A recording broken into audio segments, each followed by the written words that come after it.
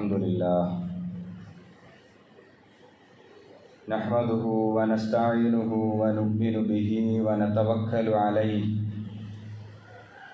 ونعوذ بالله من شرور أنفسنا ومن سيئات أعمالنا من يهده الله فلا مضل له ومن يضلله فلا هادي له ونشهد أن لا إله إلا الله ونشهد أن محمدا عبده ورسوله أرسله بالهدى ودين الحق ليظهره على الدين كله ولو كره المشركون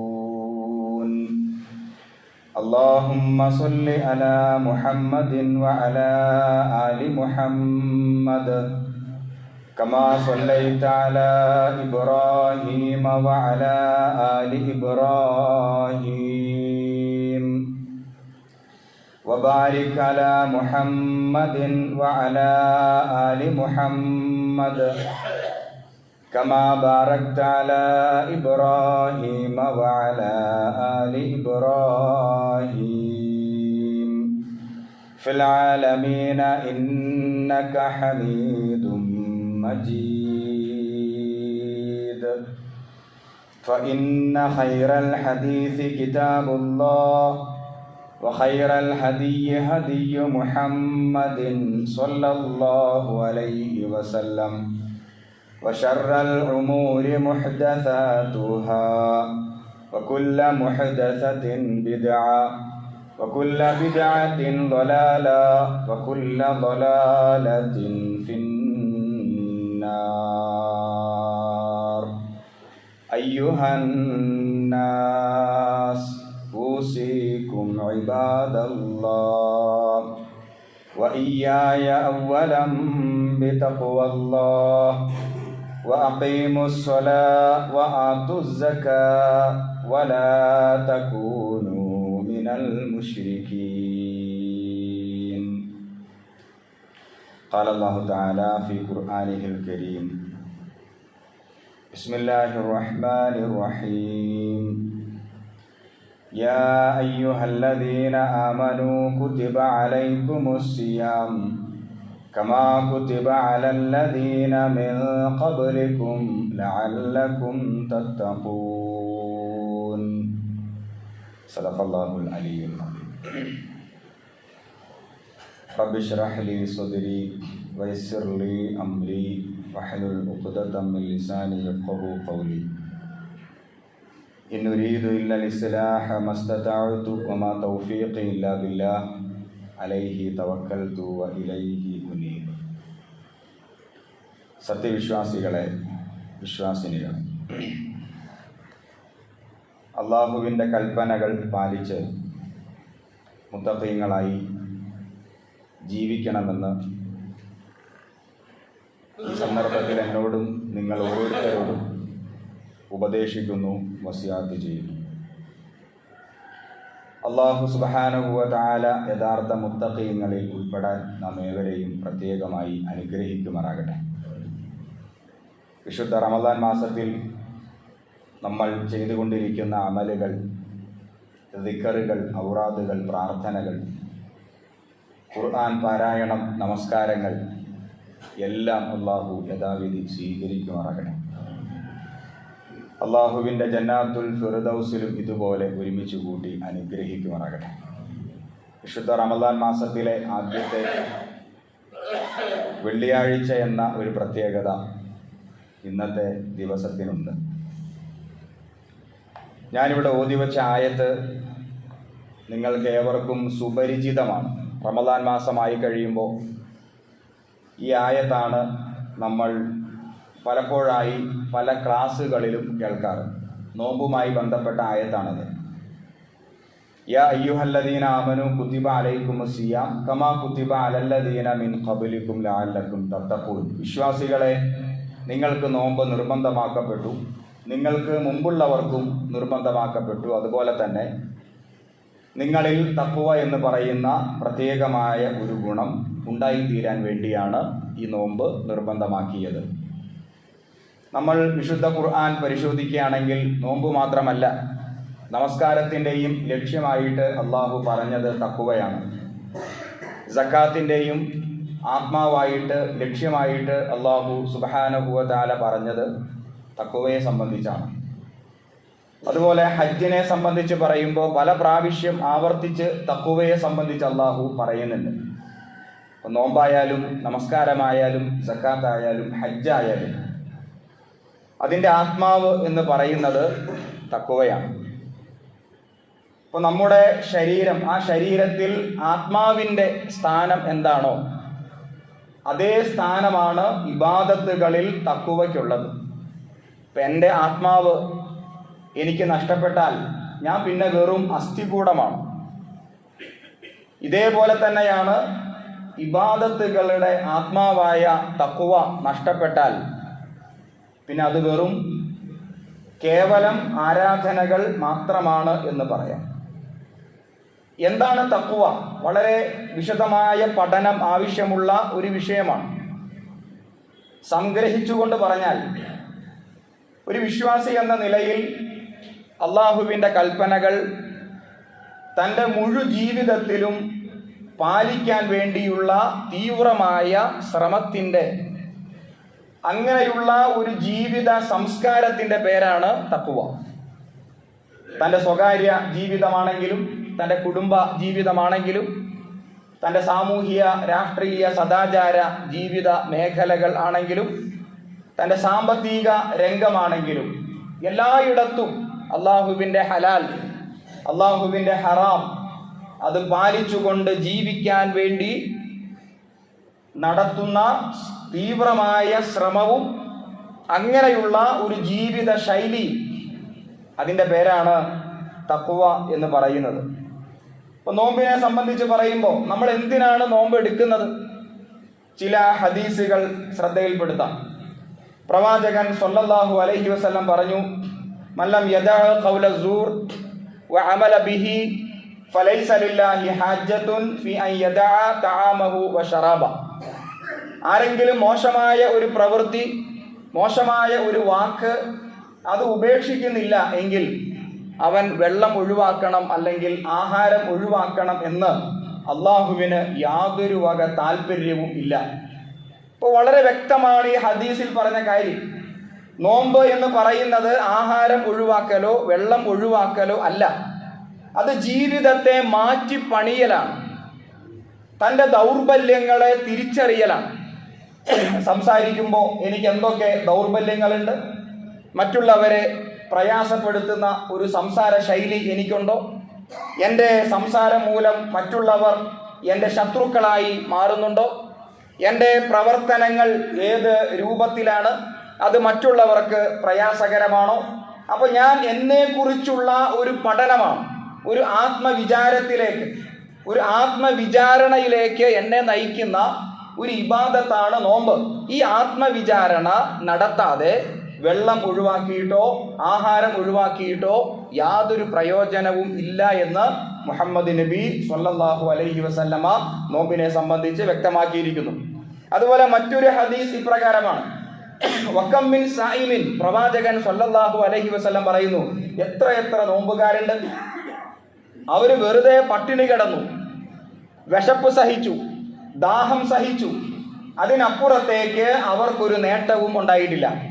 ഇതേ ശൈലി നമസ്കാരത്തെ സംബന്ധിച്ചു പ്രവാചകൻ സ്വല്ലല്ലാഹു അലൈഹി വസല്ലം പറഞ്ഞിട്ടുണ്ട്, വകം മിൻ ഖിയാമിൻ, എത്ര രാത്രി നമസ്കാരക്കാരുണ്ട്, നിന്ന് നമസ്കരിക്കുന്നു.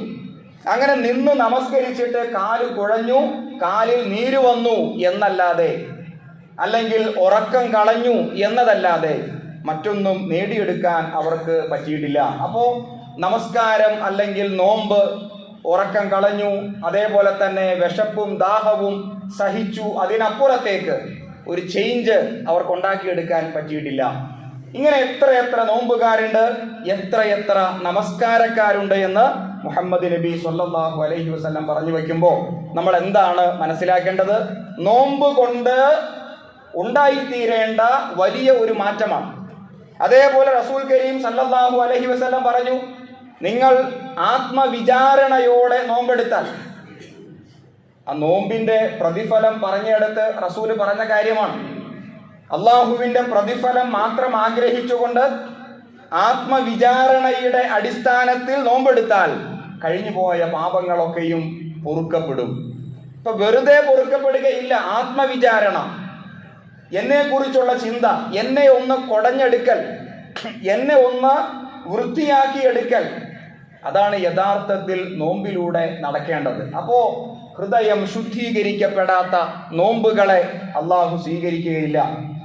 അള്ളാഹു സുബ്ഹാനഹു വ തആല ശ്രദ്ധിക്കുന്നത് നമ്മളുടെ ശാരീരികമായ വേഷവിധാനങ്ങളോ സൗന്ദര്യങ്ങളോ അതിലേക്ക് മാത്രമല്ല. മുഹമ്മദ് നബി സ്വല്ലല്ലാഹു അലൈഹി വസല്ലം പറയുകയുണ്ടായി, ഇന്നല്ലാഹ ലാ യൻദുറു ഇലാ ജിസാമിക്കും വലാ ഇലാ സുവരിക്കും. അള്ളാഹുവിൻ്റെ ശ്രദ്ധ, അള്ളാഹുവിൻ്റെ നോട്ടം നിങ്ങളുടെ ശാരീരികമായ സൗന്ദര്യം അതിലേക്കല്ല, അതേപോലെ തന്നെ നിങ്ങളുടെ വേഷവിധാനം അതിലേക്കുമല്ല. വലാകിൻ, പക്ഷേ യൻദുറു ഇലാ ഖുലൂബിക്കും, അവൻ നിങ്ങളുടെ ഹൃദയത്തിലേക്കാണ് നോക്കുന്നത്. വഅമാലിക്കും, അവിടുന്ന് വരുന്ന പ്രവർത്തനങ്ങളുണ്ട്, അതിലേക്കാണ് അള്ളാഹുവിൻ്റെ നോട്ടം, അള്ളാഹുവിൻ്റെ ശ്രദ്ധ. അപ്പം അതിൻ്റെ ആശയം എന്താണ്? എൻ്റെ ഹൃദയത്തിലാണ് മാറ്റം ഉണ്ടാവേണ്ടത്. എനിക്ക് നല്ല താടിയുണ്ട്, നല്ല തൊപ്പിയുണ്ട്, അല്ലെങ്കിൽ വെള്ള വസ്ത്രം ഞാൻ ധരിച്ചിരിക്കുന്നു, ഞാൻ മുഖമൊക്കെ മറച്ചിട്ട് കണ്ണ് മാത്രം കാണുന്ന രൂപത്തിൽ മുഖമക്കന അങ്ങനെ ധരിച്ചിരിക്കുന്നു, എൻ്റെ കയ്യിൽ ഉറയുണ്ട്, അങ്ങനെ വളരെ വൃത്തിയോടെ വെടിപ്പോടെ ഞാൻ നടക്കുന്നു. ആ വേഷത്തിലേക്കല്ല പടച്ചവന്റെ നോട്ടം. എങ്ങനെയാണെങ്കിൽ എൻ്റെ ഹൃദയം ശുദ്ധമായിട്ടില്ലെങ്കിൽ, എൻ്റെ ഹൃദയം ശരിയായിട്ടില്ലെങ്കിൽ, അപ്പൊ ഇൻഖിലാബ്, മാറ്റം, വിപ്ലവം ഉണ്ടാവേണ്ടത് ഹൃദയത്തിലാണ്. ചേഞ്ച് വരേണ്ടത് ഹൃദയത്തിലാണ്. ആ ഹൃദയത്തിൽ മാറ്റം ഉണ്ടാവണം. ഈ മാറ്റമാണ് യഥാർത്ഥത്തിൽ നോമ്പിലൂടെ നമുക്ക് സാധ്യമാകേണ്ടത് എന്ന് ഈ വചനങ്ങളൊക്കെ നമ്മെ പഠിപ്പിക്കുന്നു. യഥാർത്ഥത്തിൽ മനുഷ്യൻ എന്ന് പറയുന്നത് വികാരങ്ങളുടെ ഒരു കേന്ദ്രമാണ്. മനുഷ്യനെ സംബന്ധിച്ച് പഠിക്കുമ്പോൾ ഒരുപാട് വികാരങ്ങൾ നിറഞ്ഞ ഒരു ജീവിയാണ് യഥാർത്ഥത്തിൽ മനുഷ്യൻ. അവൻ്റെ ഉള്ളിൽ കാമവികാരമുണ്ട്, അവൻ്റെ ഉള്ളിൽ കോപവികാരമുണ്ട്, ക്രോധവികാരമുണ്ട്, അതേപോലെ മോഹവികാരങ്ങളുണ്ട്. അങ്ങനെ കാമ, കോപ, ക്രോധ, മോഹ, ലോഭ ആദികൾ അത് നിറഞ്ഞ ഒരു മനസ്സാണ് യഥാർത്ഥത്തിൽ മനുഷ്യൻ്റേത്. ഈ വികാരങ്ങളെ എന്താണ് ചെയ്യേണ്ടത്? രണ്ട് സമീപനങ്ങൾ ഇന്ന് ലോകത്തുണ്ട്. ഒന്നാമത്തെ സമീപനം വികാരങ്ങളെ നിയന്ത്രണമില്ലാതെ അഴിച്ചുവിടുക, ഇതാണ് ഒരു സമീപനം. രണ്ടാമത്തെ സമീപനം വികാരങ്ങളെ പാടെ ഒഴിവാക്കിയിട്ട് കാട്ടിലോ വനാന്തരങ്ങളിലോ ഒക്കെ പോയി തപസ്സിരുന്ന് ഒരു സന്യാസിയെ പോലെ എല്ലാ സുഖങ്ങളെയും എല്ലാ സൗകര്യങ്ങളെയും വെടിഞ്ഞ് ഒരു സന്യാസിയെ പോലെ ജീവിക്കുക. ഈ രണ്ട് സമീപനങ്ങൾ ഇന്ന് ലോകത്ത് വ്യാപകമാണ്. ഒന്ന് സന്യാസത്തിന്റെ ഒരു സമീപനം, രണ്ട് സുഖങ്ങളെയും ഇഷ്ടങ്ങളെയും താല്പര്യങ്ങളെയും അഴിച്ചുവിട്ട് കടിഞ്ഞാണില്ലാത്ത കുതിരയെ പോലെ ആസ്വാദനത്തിന്റെ ഒരു മേഖല. ഈ രണ്ട് മേഖലയും യഥാർത്ഥത്തിൽ അവിടെ ഇസ്ലാമിന്റെ ഒരു സമീപനം എന്താണ്? വിശ്വാസികൾ എന്ന നിലയിൽ നമ്മൾ അറിഞ്ഞിരിക്കേണ്ട, പഠിച്ചിരിക്കേണ്ട ഒരു സംഗതിയാണ്.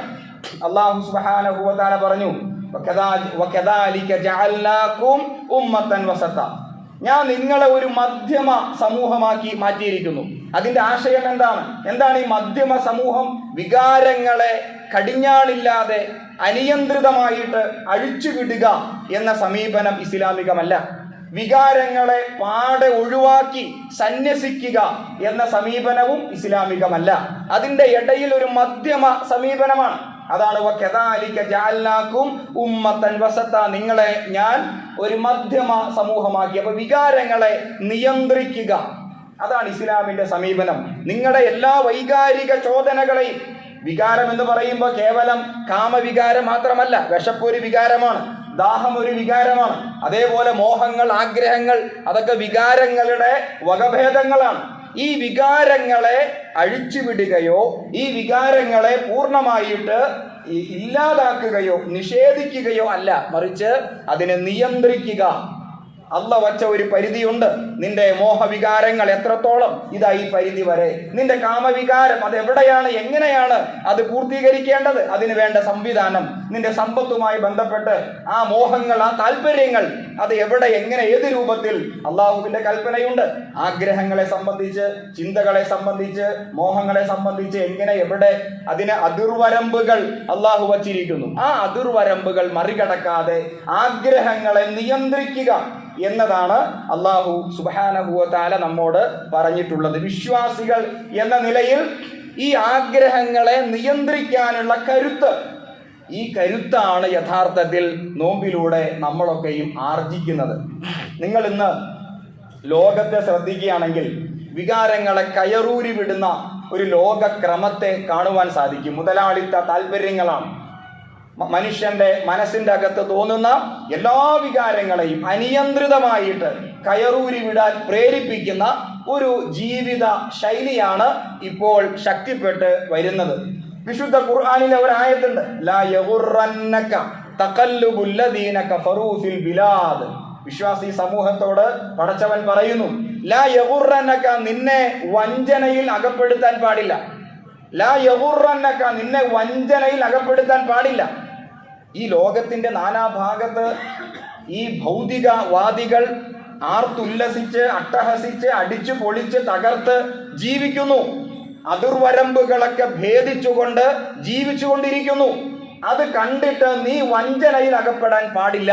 നീ ജീവിക്കേണ്ടത് അങ്ങനെയല്ല, ആ അതിർവരമ്പുകൾക്കുള്ളിലാണ് എന്ന് അല്ലാഹു സുബ്ഹാനഹു വ തആല വിശ്വാസി സമൂഹത്തെ ഉണർത്തുന്നുണ്ട്. മാത്രമല്ല, വികാരങ്ങൾക്ക് പുറകെ സഞ്ചരിക്കുന്നവരെ, അതിനെ ദേഹേച്ഛ എന്ന് പറയാം. നമ്മുടെ താല്പര്യങ്ങൾ, ആഗ്രഹങ്ങൾ, ആ ദേഹേച്ഛയുടെ പുറകെ സഞ്ചരിക്കുന്നവരെ അല്ലാഹു സുബ്ഹാനഹു വ തആല ഉദാഹരിച്ചത് നാൽക്കാലികളെ പോലെ എന്നാണ്. പിന്നെ അല്ലാഹു പറഞ്ഞു നാൽക്കാലികളെക്കാളും കഷ്ടമെന്ന്. അഫറഅയ്ത മനിത്തഖദ ഇലാഹഹു ഹവാ. അല്ലാഹു ചോദിക്കുകയാണ്, ഈ വികാരങ്ങൾക്കും ആഗ്രഹങ്ങൾക്കും ദേഹേച്ഛയുടെ പുറകെ സഞ്ചരിക്കുന്ന ഒരു കൂട്ടരെ നീ കണ്ടോ? അവർ ഏതുപോലെയാണ്? കൽ അൻആമി, നാൽക്കാലികളെ പോലെ. ബൽഹും അദല്ലു സബീല, അതിനേക്കാൾ മോശമായ ഒരവസ്ഥയാണ്. നാൽക്കാലികൾ, മൃഗങ്ങൾക്ക് വരെ കുറച്ചൊക്കെ മര്യാദയുണ്ട്, കുറച്ചൊക്കെ ജീവിത സംസ്കാരമുണ്ട്. പക്ഷെ അതിനെ വരെ നാണിപ്പിക്കുന്ന രൂപത്തിലാണ് ഈ ഇച്ഛകളുടെ പുറകെ പോകുന്ന ആളുകളുടെ ജീവിതമെന്ന് അല്ലാഹു സുബ്ഹാനഹു വ തആല വിശുദ്ധ ഖുർആനിൽ പറയുന്നു. നമുക്ക് ഒരുപാട് ഉദാഹരണം കാണാൻ കഴിയും. ഇപ്പോഴത്തെ ജനറേഷൻ, പുതിയ തലമുറ, ആ തലമുറയുടെ ജീവിതം കാണുമ്പോൾ നമ്മളൊക്കെ വല്ലാതെ പേടിച്ചു പോവുകയാണ്. നമ്മുടെ നാട്ടിൽ നടന്ന 1-2 കൊലപാതകങ്ങൾ എടുത്താൽ തന്നെ മതി. ആ കൊലപാതകങ്ങളുടെ ശൈലിയെ ഒന്ന് പഠിച്ചാൽ മതി. അപ്പൊ നിങ്ങൾക്കറിയാം, അഫ്നാൻ എന്ന ഒരു ചെറുപ്പക്കാരൻ. അഫ്നാൻ എന്ന പേരിന്റെ അറബി വാക്കിന്റെ അർത്ഥം എന്താണ്? പുറത്തു കൊടുക്കുന്നവൻ, വിട്ടുവീഴ്ച കാണിക്കുന്നവൻ എന്നൊക്കെയാണ് വാക്കിന്റെ അർത്ഥം. അപ്പൊ ആ പേരിനോട് പോലും നീതി പുലർത്താതെ തന്റെ ഉമ്മയെ, അതും രോഗബാധിതയായി കിടക്കുന്ന ഉമ്മയെ അടിച്ചു കൊല്ലാൻ ശ്രമിക്കുന്നു. അള്ളാഹുവിന്റെ അനുഗ്രഹത്താൽ, കാരുണ്യത്താൽ ഉമ്മ മാത്രം കൊല്ലപ്പെട്ടില്ല. അതേപോലെ സ്വന്തം അനിയനെ അടിച്ചു കൊല്ലുന്നു. അങ്ങനെ അവൻ്റെതായ കുറച്ച് ആളുകളെ അടിച്ചു കൊന്നിട്ട് അവിടെ കൊലപാതകം എന്ന ഒരു തിന്മ ആ ചെറുപ്പക്കാരൻ ചെയ്തു. ശരി, പിന്നെ എന്താ അവിടെ സംഭവിച്ചത്? രണ്ടാമത് സംഭവിച്ചത്, എല്ലാം കഴിഞ്ഞിട്ട് കുളിച്ചു വൃത്തിയായി നല്ല ഡ്രസ്സെല്ലാം ധരിച്ച് അവൻ നേരെ പോകുന്നത് പോലീസ് സ്റ്റേഷനിലേക്കാണ്. കുറ്റമേറ്റു പറയുന്നു. അപ്പൊ 2 കാര്യങ്ങൾ മനസ്സിലാക്കാം. ഒന്ന്, തെറ്റ് ചെയ്യാനുള്ള ഒരു മനസ്സ്. 2, ആ ചെയ്തു പോയ തെറ്റ്, ആ തെറ്റിനെ കുറിച്ച് മനസാക്ഷി കുത്തില്ലാത്ത അതിഭീകരമായ ഒരു മനസ്സ്. ഇത് രണ്ടും വലിയ അപകടമാണ്. പണ്ടൊക്കെ നമ്മളൊരു പാപം ചെയ്ത, ഒരു തെറ്റ് ചെയ്താൽ ആ തെറ്റ് ചെയ്ത് കഴിയുമ്പോൾ നമുക്ക് വല്ലാത്ത മനസാക്ഷി കുത്താണ്. എവിടെയെങ്കിലും മാറി അടങ്ങിയിരിക്കും. ചിലപ്പോൾ തൗബ ചെയ്യാൻ തോന്നും. എന്തൊക്കെയോ വല്ലാത്തൊരു അസ്വസ്ഥത. ഒരു ചെറിയ തിന്മ, ഒന്ന് കള്ളം പറഞ്ഞു പോയാൽ മതി, ഒരു ചെറിയ പാപം ചെയ്താൽ മതി, മനസ്സ് വല്ലാതെ കിടന്ന് പ്രയാസപ്പെടും. പക്ഷേ പുതിയ ജനറേഷനിൽ നാം കണ്ടുവരുന്നത് തിന്മ ചെയ്യാനുള്ള പ്രേരണ 1, 2 ചെയ്തു പോയ തെറ്റിനെ കുറിച്ച് ചിന്തയില്ല, മനസാക്ഷി കുത്തില്ല. സധൈര്യം എഴുന്നേറ്റ് നിന്ന് പുഞ്ചിരിക്കുന്ന മുഖവുമായി സന്തോഷത്തോടെ ഞാൻ ഇന്ന പാതകം ചെയ്തു. ഒരു ജാള്യതയില്ല. സ്നേഹവികാരം, കാരുണ്യ വികാരം, ദയ എന്ന വികാരം, സഹാനുഭൂതി, ലജ്ജ എന്ന വികാരം, പരസ്പരമുള്ള അനുകമ്പ, ഇതൊക്കെ നഷ്ടപ്പെട്ടുകൊണ്ടിരിക്കുന്നു. നിസാര കാര്യമല്ല. മനുഷ്യനെ മനുഷ്യനാക്കുന്ന, മൃഗങ്ങളിൽ നിന്ന് മനുഷ്യനെ വേർതിരിക്കുന്ന പ്രധാനപ്പെട്ട ഘടകങ്ങളിൽ ഒന്നാണ് ലജ്ജ, നാണം. ഈ ഒരു വികാരം തന്നെ നഷ്ടപ്പെട്ടുകൊണ്ടിരിക്കുന്നു. സ്നേഹം, അനുകമ്പ. എനിക്ക് വിശക്കുന്നു, എൻ്റെ സഹോദരന്റെ വിശപ്പ് ഞാൻ അറിയുന്നു, എൻ്റെ വിശപ്പിനെ മാറ്റിവെച്ചിട്ട് സഹോദരന് കൊടുക്കുന്നു. ഈ അനുകമ്പ മൃഗങ്ങളിലില്ല. കിട്ടിയവന് എടുത്ത് കഴിക്കാവുന്ന ഒരു സ്വഭാവമാണ് മൃഗങ്ങൾക്കുള്ളത്. പക്ഷെ ഈ അനുകമ്പ എന്ന ഗുണം, സഹാനുഭൂതി എന്ന ഗുണം, കാരുണ്യം എന്ന വികാരം, ഈ വികാരങ്ങളൊക്കെ നഷ്ടപ്പെട്ടുകൊണ്ടിരിക്കുകയാണ്. അതാപ്പോൾ നമ്മൾ കണ്ടത്. ഈ അടുത്തിടയ്ക്ക് ഇപ്പോൾ വാർത്തകളിലൊക്കെ നിറഞ്ഞു നിൽക്കുന്ന ഷഹബാസുമായി ആ കൊലപാതകത്തിന്റെ കൗമാരപ്രായത്തിലുള്ള 10ാം ക്ലാസ് വിദ്യാർത്ഥികൾ പരസ്പരം ഏറ്റുമുട്ടി ഷഹബാസ് എന്ന വിദ്യാർത്ഥി കൊല്ലപ്പെട്ടു. ആ വിദ്യാർത്ഥി കൊല്ലപ്പെട്ടതിൻ്റെ അങ്ങനെ ആ കൊന്ന ആ സംഘത്തിലെ ഒരു പയ്യന്റെ വാട്സാപ്പ് മെസ്സേജുകളൊക്കെ നമ്മെ വല്ലാതെ ഭയപ്പെടുത്തുകയാണ്. ആ മെസ്സേജിൽ ആ പയ്യൻ പറയുന്ന വാക്കെന്താ?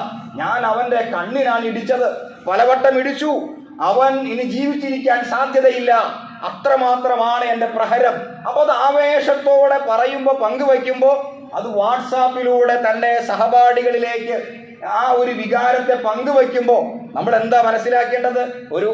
ഒരാളെ കൊല്ലുവാൻ മടിയില്ല. അവൻ മരണപ്പെട്ടു കഴിഞ്ഞാൽ അതിൽ അഭിമാനം കൊണ്ട് അവൻ മരിക്കുകയേ ഉള്ളൂ.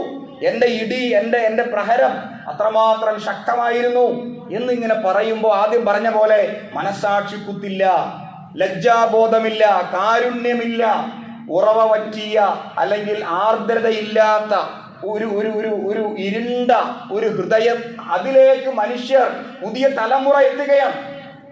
ഇത് അപകടകരമായ ഒരു സ്ഥിതിവിശേഷം നമ്മുടെ സമൂഹത്തിൽ വളർത്തിക്കൊണ്ടുവരുന്നു. ഇതിനെ നമ്മൾ എങ്ങനെയാണ് സമീപിക്കേണ്ടത്? ഈ വിഷയം എന്തുകൊണ്ട് സംഭവിക്കുന്നു? എന്തുകൊണ്ട് പുതിയ ജനറേഷനിൽ ഇത്തരത്തിലുള്ള തെറ്റുകുറ്റങ്ങൾ വർദ്ധിക്കുന്നു? ഒരുപാട് കാര്യങ്ങളുണ്ട്. അതിലേറ്റവും പ്രധാനപ്പെട്ട സംഗതികൾ അവർ കാണുന്ന സിനിമകൾ തന്നെയാണ്. പുതിയ സിനിമകളെ ഒന്ന് കണ്ണോടിക്കുക. ആ സിനിമകളുടെ പ്രധാനപ്പെട്ട സന്ദേശം എന്താ? എന്തൊരു മെസ്സേജാണ് ഈ സിനിമകളിലൂടെ നമ്മുടെ മക്കൾക്ക് ലഭിക്കുന്നത്? സിനിമ കാണാൻ പറ്റുമോ, ഹറാമാണോ ഹലാലാണോ, ആ ചർച്ച മാറ്റിവെക്കുക. ഇപ്പോൾ ഞാൻ പറയുന്ന വിഷയം, ഈ സിനിമയിലൂടെ പുതിയ തലമുറയ്ക്ക് കിട്ടുന്ന മെസ്സേജ് എന്താണ്? എങ്ങനെ കൊല്ലാം അതിക്രൂരമായി, മൃഗീയമായി ഒരു മനുഷ്യനെ എങ്ങനെയൊക്കെ ക്രൂരമായിട്ട് വധിക്കാം. ആ സിനിമ കണ്ടിറങ്ങുന്ന ഒരു കുട്ടിയിലേക്ക് ഈ മെസ്സേജാണ് കൈമാറ്റം ചെയ്യപ്പെടുന്നത്. മൃഗീയമായിട്ട്, അത്ര ക്രൂരമായിട്ട് എങ്ങനെ കൊല്ലാം, കൊന്നിട്ടും ആ ശവശരീരത്തോട് മൃഗീയമായ സമീപനം എങ്ങനെ സ്വീകരിക്കാമെന്ന മെസ്സേജ്. അതേപോലെ ചില സിനിമകളൊക്കെ നൽകുന്ന മെസ്സേജ് എന്താണ്? മയക്കുമരുന്നുകൾ, മദ്യം എങ്ങനെ ഉപയോഗിക്കാം, അതിൻ്റെ അടിമയായിട്ട് എങ്ങനെ ജീവിക്കാം. ഇതാണ് ചില സിനിമകളൊക്കെ നൽകുന്ന മെസ്സേജ്. മദ്യം, മയക്കുമരുന്നുകൾ, അതിൻ്റെയൊക്കെ അടിമയായില്ലെങ്കിൽ, മദ്യം കഴിച്ചില്ലെങ്കിൽ അന്തസ്സില്ല, അഭിമാനമില്ല. മദ്യം കഴിക്കലാണ് അന്തസ്സിൻ്റെയും അഭിമാനത്തിൻ്റെയും അടയാളം. നീയൊക്കെ ആണുങ്ങളാണെങ്കിൽ കുറച്ച് മദ്യം കഴിക്കണം, ഇല്ലെങ്കിൽ പിന്നെ എന്താണ് ജീവിതം? ഈ കാലഘട്ടം എന്ന് പറഞ്ഞാൽ മദ്യമില്ലാത്ത ജീവിതമോ? മയക്കുമരുന്നൊക്കെ പുതിയ കാലഘട്ടത്തിന്റെ ട്രെൻഡായി മാറിക്കൊണ്ടിരിക്കുന്നു. അപ്പൊ അങ്ങനെ ഇതാണ് ഏറ്റവും വലുത്, ഇതാണ് ജീവിതത്തിന്റെ അടിത്തറ എന്ന് നിരന്തരമായി നമ്മുടെ കുട്ടികൾ കണ്ടു പഠിച്ചുകൊണ്ടിരിക്കുകയാണ്. അതേപോലെ കൊച്ചു കുട്ടികൾ വരെ കാണുന്ന വീഡിയോ ഗെയിമുകളുണ്ട്. നമ്മൾ ആരും ശ്രദ്ധിക്കാറില്ല.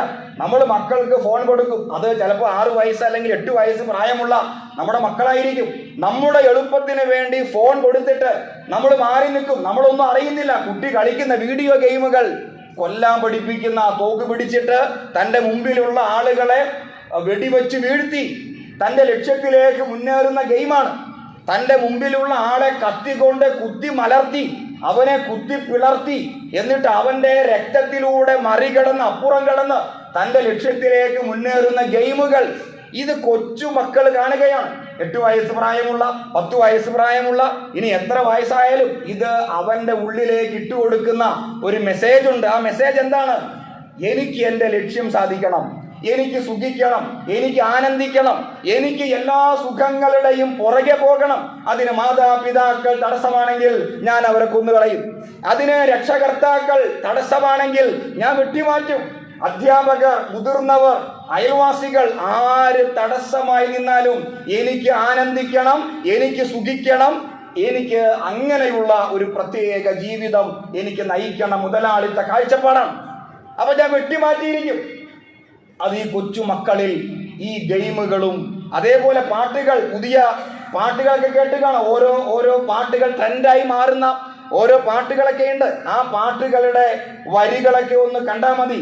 അത് നെഞ്ചിൽ പൂട്ടിവച്ച രക്തക്കലി തീരാത്ത വാശി, ഒരു പാട്ടിന്റെ വരിയാണ്. ഈ പാട്ട് കേട്ടിട്ട് പുതിയ തലമുറയിൽപ്പെട്ട ആളുകൾ കിടന്ന് തുള്ളാറുണ്ട്.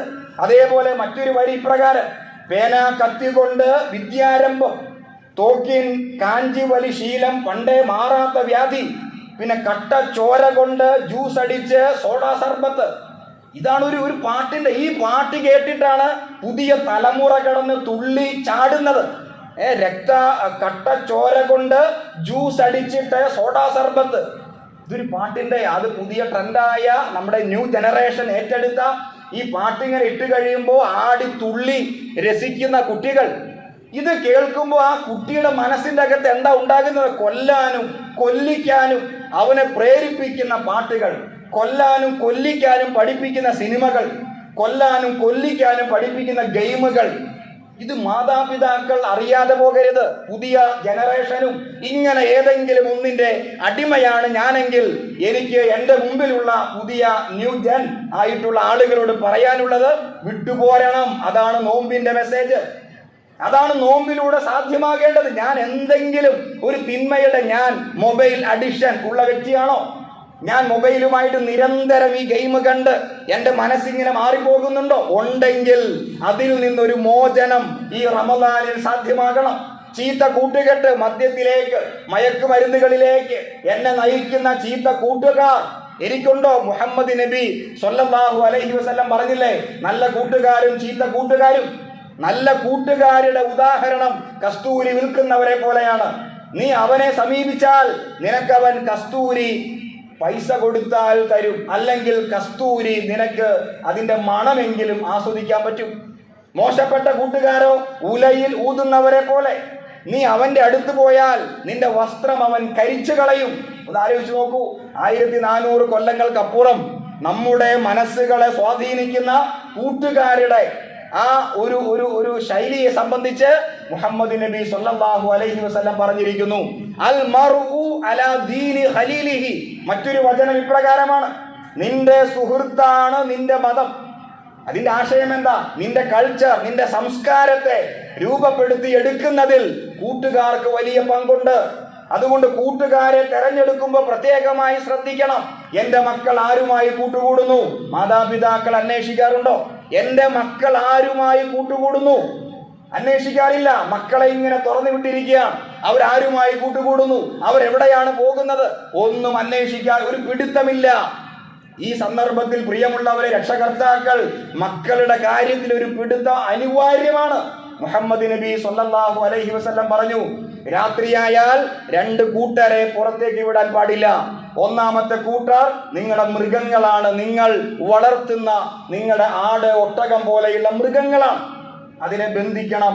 രണ്ടാമത്തെ കൂട്ടർ പ്രായപൂർത്തിയും പക്വതയും എത്താത്ത മക്കളാണ്. ഇന്നിപ്പോ രാത്രിയായാൽ, ഇവിടെ എനിക്കറിയില്ല, നാട്ടിലൊക്കെ രാത്രിയായാൽ ഒരു 7 മണി 8 മണി സമയമായി കഴിഞ്ഞാൽ ഹോട്ടൽ നിറയെ കൗമാരപ്രായത്തിലുള്ള മക്കളാണ്. അവരെന്ത് സംസാരിക്കുന്നു, ആരുമായി കൂട്ടുകൂടുന്നു? ആ വഴിയരികിൽ വഴിയോരത്ത് മയക്കുമരുന്ന് മാഫിയകളുണ്ട്, അതേപോലെ മദ്യത്തിന്റെ മാഫിയകളുണ്ട്. നമ്മുടെ മക്കൾ അവരുമായി പങ്കുചേർന്നാൽ ഈ ആദ്യം പറഞ്ഞ പോലെ ചീത്ത കൂട്ടുകാർ എൻ്റെ മക്കളെ ദുഷിപ്പിക്കും. ഇത് മാതാപിതാക്കൾ, മക്കളല്ലേ, പുറത്തു പോട്ടെ, എന്തെങ്കിലും കാണട്ടെ, രസിക്കട്ടെ, പാടില്ല. 2 കൂട്ടരെ ബന്ധിക്കണം. പ്രായപൂർത്തി എത്താത്ത, പക്വത എത്താത്ത മക്കളെയും അതേപോലെ നിങ്ങളുടെ മൃഗങ്ങളെയും അഴിച്ചുവിട്ടാൽ മൃഗങ്ങൾ എങ്ങനെയാണ് സഞ്ചരിക്കുക നമുക്കറിയാം.